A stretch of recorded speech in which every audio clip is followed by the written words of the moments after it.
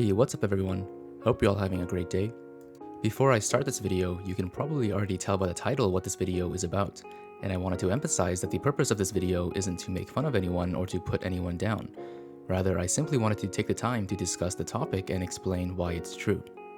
Without a doubt, I'm sure some people aren't going to be very happy with what I say in this video, and I can only promise that nothing I say is meant to insult anyone, and I ask that even if you disagree with the title of the video, to at least listen to the points with an open mind. With that being said, today I wanted to talk about teammates, specifically teammates in our ranked games and why they are never the reason that you can't rank up. This is a discussion that has been going on since the dawn of competitive rank systems in team-based games. Usually the conversation is rather boring and unhelpful. One person suggests the idea that they're having a difficult time winning their games because they can't figure out how to carry their teammates. And then somebody else comes in and responds with basically, haha, get good, you just suck. Someone else more charitable might come and suggest that if you just master X, Y, and Z fundamentals, then you can rank up quote-unquote easily, but this fails to explain why you somehow can't blame your team in a team-based game. Intuitively, in a team-based game, whether you win or lose is going to depend on your team and the enemy team. That's the whole point of making a game team-based. A single player can only have so much of an impact amongst a team of other players. In a literal sense, from the perspective of individual games, you can absolutely attribute at least some responsibility for the ultimate outcome of a game to your team. Even a rank 1 player can lose gold games because of some bad luck. But in the statement, your team isn't the problem doesn't refer to individual games. Rather, it refers to your overall ranking in the skill ladder, which is the result of perhaps hundreds of games. So more specifically, your team is never the reason that you are at some arbitrary rank as opposed to some other arbitrary rank. Inevitably, some games are genuinely going to be unwinnable no matter how skilled you are. The frequency of these games is probably significantly lower than you think it is, but it's worth acknowledging that they do exist. Now this is understandably confusing because how is it possible that you can blame your team in individual games, but somehow you can't blame your team for the composition of many individual games? How can the combination of events lack the property of individual events? If I need to rely on my team for one game, doesn't that mean that in 100 games, I rely on my team 100 times more? This sounds reasonable, but it's not actually how ranked games work.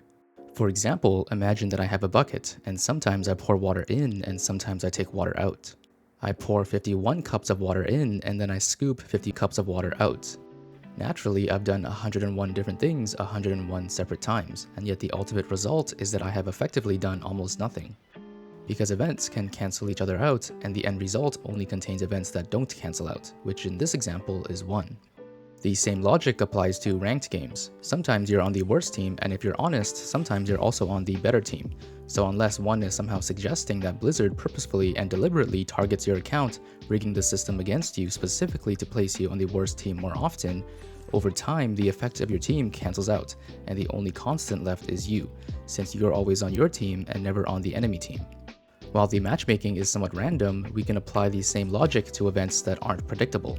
For example, if every time I flip a coin and it lands on heads, I give you $1, and every time it lands on tails, I take $1, we can say that after a long time, you'll have about $0. Even if sometimes your money will go up and sometimes it goes down, over time the expected outcome is $0 exactly.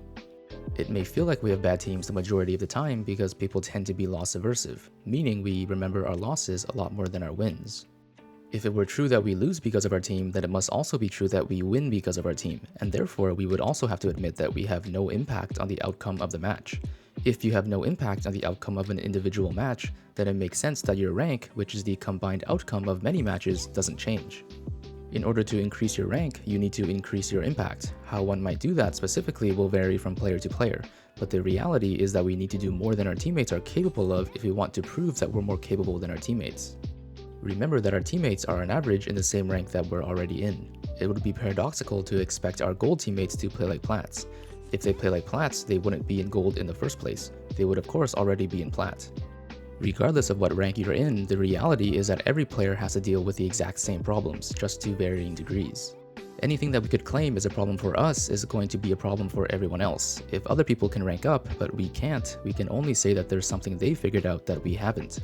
A common misconception is that teammates are somehow easier to carry in higher ranks. Players often claim that they have tons of problems with their elo, but if they were just placed at a higher elo, their playstyle would suddenly work really well. This is of course not true. I can speak from experience that Grandmaster games are not easier to win than Gold games, because although your teammates may be Grandmaster, your enemies are too. In all likelihood, if one were to be placed in a higher rank, they would eventually start realizing the exact same quote-unquote teammate problems, because players of the same skill level playing against each other will always result in 50-50 outcomes regardless of what the skill level is.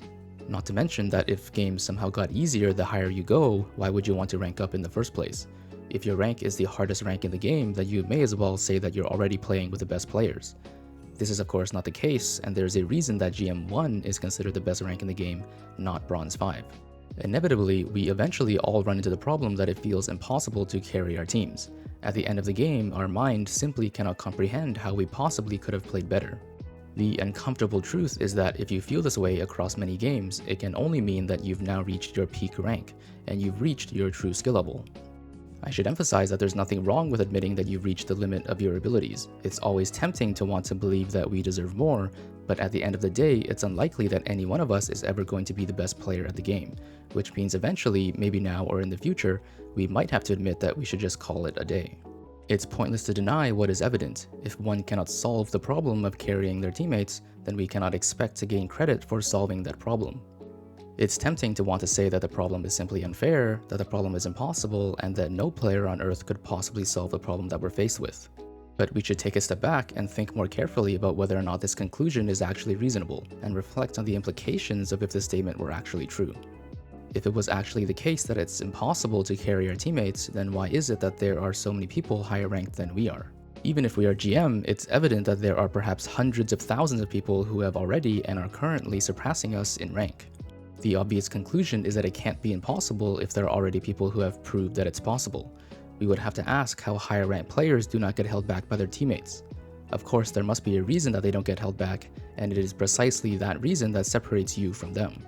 We might want to say that higher ranked players are only higher ranked because their teammates are good, but this doesn't explain how they got there in the first place. Different players fall and climb all the time, and so it's obvious that it's possible to move from a rank in which your teammates are quote-unquote bad to a rank where your teammates are quote-unquote good. To highlight this point, we can also consider the equivalent but opposite scenario, and ask why is it that we are at our current rank and not at a lower rank? If it is indeed impossible to carry our teammates, why does one not automatically fall all the way to the bottom? The obvious reason that explains why you aren't at a lower rank is because you are better than the players below you. If you were put into a lower ranked game, you would be capable of smurfing those games, which is why you deserve to be a higher rank. The same reasoning applies to players who are able to smurf in our games. It is precisely because they're able to smurf in our rank that proves they deserve a higher rank. In order for one to prove that they deserve a higher rank, they must first prove that they're capable of smurfing at their current rank. If it was true that carrying games was impossible, it wouldn't be possible to smurf, and yet smurfing is clearly something that exists, to the extent that efforts need to be made by the developers specifically to decrease its impact. Even if it is true that our teammates aren't playing well, the fact that it isn't a problem for smurfs should tell us that there must be a reason they don't suffer from the same problems. There's no shortage of unranked GMs that show that it's possible to hold extraordinary win rates even one-tricking to Grandmaster. We often wonder why we don't see smurfs encountering the same problems that we do in our games. Why is it that the top 500 player doing an unranked GM doesn't encounter as many terrible teammates? The simple answer is that our teammates can't perform terribly if you're the one forcing the enemy team to perform even worse. Your teammate is unlikely to be 0-10 if the enemy team is already 0-10. If you aren't able to replicate the same win rate, it can only mean that you aren't playing at a sufficient level. Unless we somehow suggest that every unranked GM is the result of pure luck, there isn't a way to explain the ease at which top players are able to do them successfully every single time. Of course, you don't need to be a top 500 player yourself in order to reach most ranks. A top 500 player can perhaps reach GM with a 90% plus win rate, just due to the extreme skill gap between them and other players. But as long as you can figure out how to consistently maintain a 51% win rate, you could climb given enough time. 51% specifically is probably too low to be realistically feasible, but the point is that as long as your skill level is somewhere between your current rank and rank 1, you can climb. Skill and time are really the only true limiting factors when it comes to our rank, not our teammates. If our teammates were a limiting factor, then nobody would be able to climb at all, since every game has teammates whether you're bronze 5 or rank 1. The reality is that the only reliable way to rank up is to improve your skills at the game and play ranked consistently. Improving simply means increasing your ability to contribute to the likelihood that your team wins the game. Whether it's mechanics or game sense, how you approach that problem doesn't matter. The point is that it's necessary. If the problem isn't solving itself, then it can only mean that what's necessary isn't being fulfilled. Now, that doesn't mean the problem is easy. Indeed, improving at something as complex as a game can be difficult, but it does no one any good to blame the problem for being too difficult. The only person responsible for solving it is you, and if you have trouble solving it, that's completely okay, but it's better to admit that and be honest with yourself than to pretend that the problem is somehow unfair. In fact, I would say that humility goes a long way, and being able to admit to yourself that not every problem in life is easy is the first step to setting yourself up for success. Underestimating the difficulty of a problem is precisely why many problems never get solved. Many players in competitive gaming communities love to talk about how an inherently difficult game is so quote-unquote easy, not because they want to encourage lesser skilled players, but because they simply want to make themselves feel better by making sure that other people know just how bad they are for not being able to do something apparently so easy. It's important not to fall into the trap of this mindset. Overwatch might be fundamentally simple, but certainly not easy. Not to mention that if it was easy, what even would be the point in wanting to rank up in the first place? Without a challenge, there's no achievement to be had. It's perfectly okay to recognize that sometimes teammates are underperforming relative to the game we're in, but it serves no practical purpose to fixate on this issue since in all likelihood they're not even going to be your teammate in the next game. The only person guaranteed to be in your next game is yourself, so if there's anyone who would benefit from constructive criticism, it would be yourself. Critiquing other random players or even letting them know how to supposedly improve does nothing to improve your own win rate, and only serves to waste your own time and mental energy, time that could be better spent on improving yourself. Ironically, if we suppose that helping our teammates improve by letting them know in-game actually worked, which it probably doesn't, but if we assume that it works, it would actually only make the game harder for you in theory. If you help people in your rank improve but you yourself don't improve, it would actually mathematically make you a worse player in comparison. If you actually want to rank up easily, it would be best to not let your teammates know how to improve, since if they actually are bad, they're more likely to end up on the enemy team than on your team. Overwatch may be a team game, but ranked is not. Ranked is the game outside of the game, and the only rule is that if you're good, you'll go up, and if you're not, you won't. Which means that the only thing that matters is making sure you're the one that's good, not your team. I understand that what I've said in this video may be upsetting to certain people, and if that's the case, they're probably not watching anymore. But if you are, I can only promise that my intention is only to tell you what is true.